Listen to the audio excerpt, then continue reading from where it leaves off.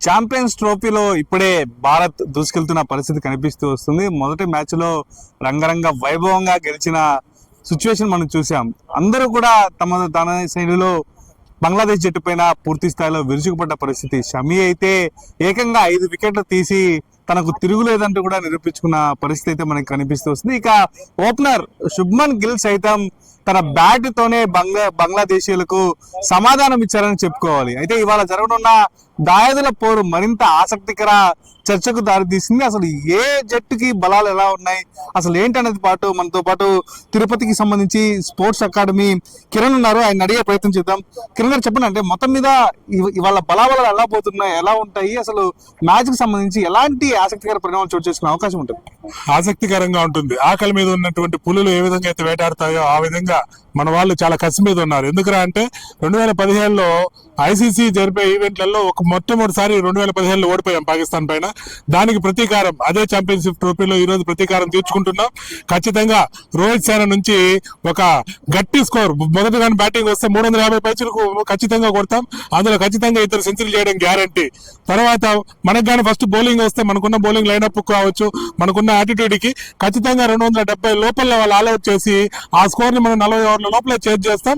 అద్భుతమైనటువంటి batting bowling lineup ఉంది కాబట్టి అదే పాకిస్తాన్ ఆల్రెడీ ఓటమితో ముందుకు వస్తుంది కాబట్టి వాళ్ళకి ఆ భయం, భారతం చూస్తే కలిగే భయం అలాగే కంటిన్యూ అవుతుంది. వాళ్ళు అఫ్రీది కావచ్చు, లేకపోతే బాబర్ కావచ్చు, లేకపోతే వాళ్ళ కెప్టెన్ కావచ్చు, ఎవరైనా సరే వాళ్ళకు భయం, భారత్ అంటేనే భయం అనేది కనపడుతుంది. ఖచ్చితంగా ఆ భయంతోనే వాళ్ళు తప్పులు చేస్తారు. మనం అఖండ విజయాన్ని సాధిస్తాం.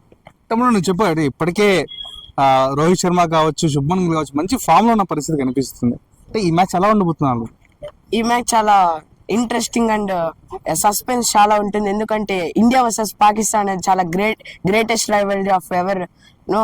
కాబట్టి ఈ మ్యాచ్ చాలా అందరూ వాళ్ళ ప్రైమ్ ఫామ్ కి వచ్చి మన ఇండియాని ఒక భారీ లక్ష్యంతో గెలిపిస్తారని ఆశిస్తున్నాను. అంటే నువ్వు చెప్పమ్మా, అంటే ఈ మ్యాచ్ ఎలా ఉండబోతుంది? దాయాదుల పోరు ఒక పక్క, మీరు కూడా రోజు ఇక్కడ క్రికెట్ ఆడుతూ ఉంటారు కదా, అసలు ఈ మ్యాచ్ లాంటి ఇంట్రెస్టింగ్ అంశాలు చోటు చేసుకునే అవకాశం ఉంటుంది?